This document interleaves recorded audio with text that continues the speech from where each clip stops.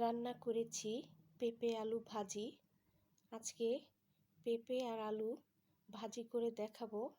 এখানে আমি কেটে নিয়েছি চৌকা করে পেঁপে আর আলু একই রকম করে।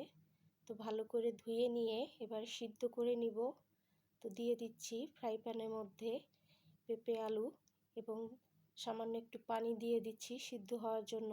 আর দিয়ে দিচ্ছি হলুদের গুঁড়ো, স্বাদ মতো লবণ। এবারে একটু নেড়ে দিব।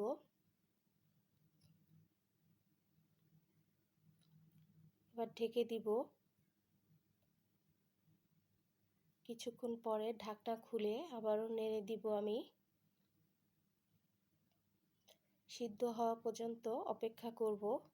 সিদ্ধ হয়ে গেলে নামিয়ে নিব। সিদ্ধ হয়ে গিয়েছে, এবার নামিয়ে নিচ্ছি। এবারে ফ্রাই প্যানের মধ্যে দিয়ে দিচ্ছি তেল, একটা তেজপাতা, 1 চিমটি জিরে। তো তেজপাতা এবং জিরেটা একটু ভেজে নিচ্ছি।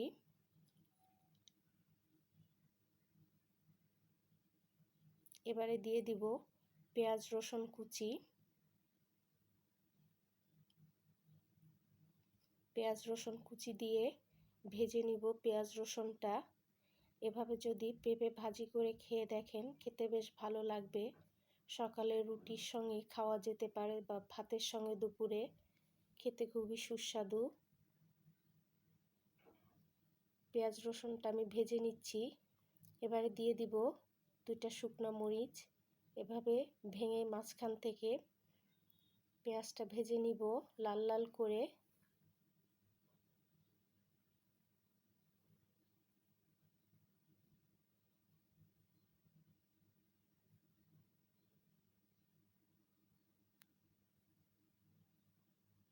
পেঁয়াজটা ভেজে নিচ্ছি।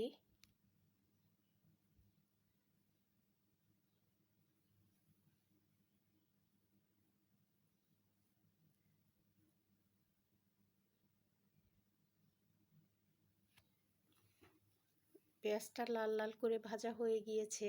এবারে আমি সিদ্ধ করে রাখা আলু এবং পেঁপে আমি ঢেলে দিচ্ছি। দিয়ে ভালো করে নেড়ে দিব।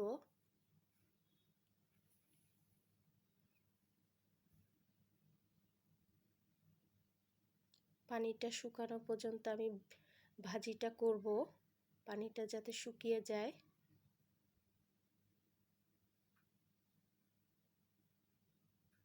কিছুক্ষণের জন্য ঢেকে দিব। ঢাকনা খুলে নেড়ে দিচ্ছি।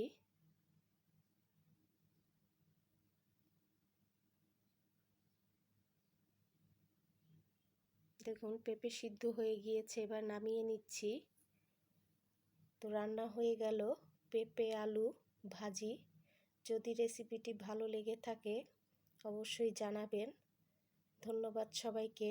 দেখা হবে আগামী ভিডিওতে। সে পর্যন্ত ভালো থাকবেন, সুস্থ থাকবেন। এখানেই বিদায় নিচ্ছি।